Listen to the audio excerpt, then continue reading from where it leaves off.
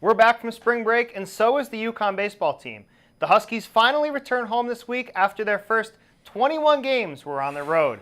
I know, crazy. In place of regular UC sports program, I'm Kyle Barry, joined by Noam Watt to give you an update on the team. The first 21 on the road. Ridiculous. Sheesh. It has been a great start for Jim Pender's squad, though, as they begin their home slate Tuesday with a record of 13-8. Over spring break, the team was traveling nonstop. They opened up down in South Carolina before heading up to Virginia and wrapping up their trip down in Houston. Yeah, and in South Carolina, UConn swept Michigan State, their first four-game sweep in their 123-year program history. That's crazy. It was a huge weekend for the Huskies as their bullpen and bats came alive to sweep the Spartans. The bullpen went 16 and a third innings, allowing just a single run. A huge boost for a unit led by closer Jacob Wallace, who has posted a .60 ERA thus far. And on the offensive end, Mike Woodworth and Chris Winkle each drove in 7 runs during the set. Additionally, the Huskies were able to come through in the clutch as they scored 11 combined runs during the 8th inning of that series. That was quite an impressive sweep, 4-game sweep, first in program history. Wow. Yeah. That series moved UConn to 5-1 against the Big Ten this season, but unfortunately, midweek they blew a 3-run lead to Virginia. The 2015 champion Cavaliers have struggled this year, but made a late comeback to break the Huskies' 4-game winning streak. That matchup actually featured the longest tenured coaching staffs in the nation, as Virginia's Brian O'Connor and UConn's Jim Penders have both been at the helm for 16 years. Yeah, a lot of experience for that one. Now, UConn wrapped up their weekend at Houston, opening conference play with an impressive series win where they took 2 of 3 from the Cougars. The best performance of that weekend was on Sunday when Michael Woodworth became the first Husky to go deep twice in a game since Joe DeRoche Duffin did it back in 2016. Now, his 2 bombs were part of a 4-hit effort that brought his average up to .378.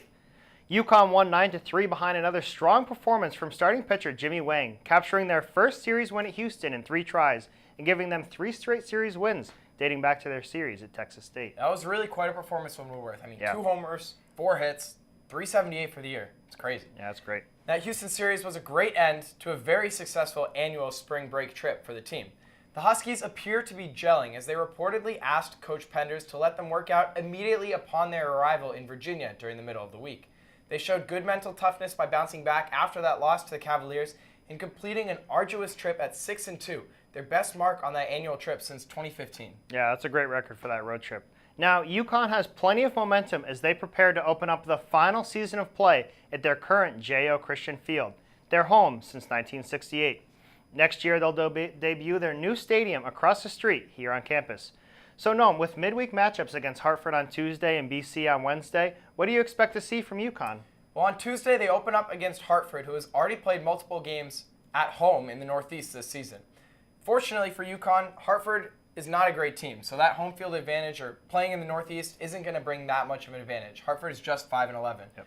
On Wednesday, UConn is hosting the Eagles of Boston College in a matchup against an old Big East foe led by Coach Mike Gambino.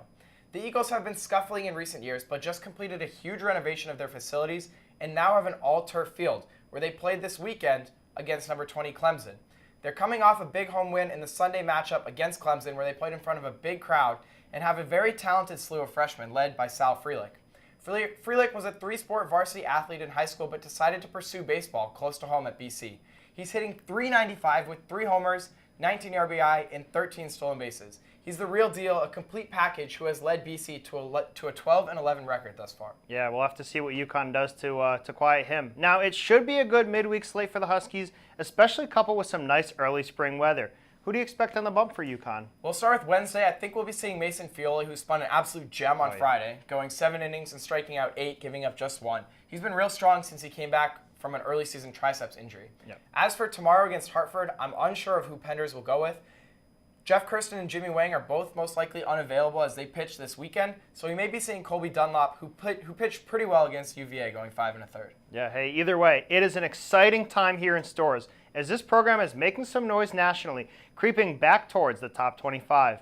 After a promising run to the NCAA tournament last year, they look to build some momentum back here on their home turf. First pitch Tuesday and Wednesday are both at 3 p.m. In the meantime, check out more of our content on Instagram and Twitter at UCTV Sports and on YouTube at UCTV Channel 14. Yes, sir. For Noam Watt, I'm Kyle Barry. Thanks for tuning in, and go Huskies.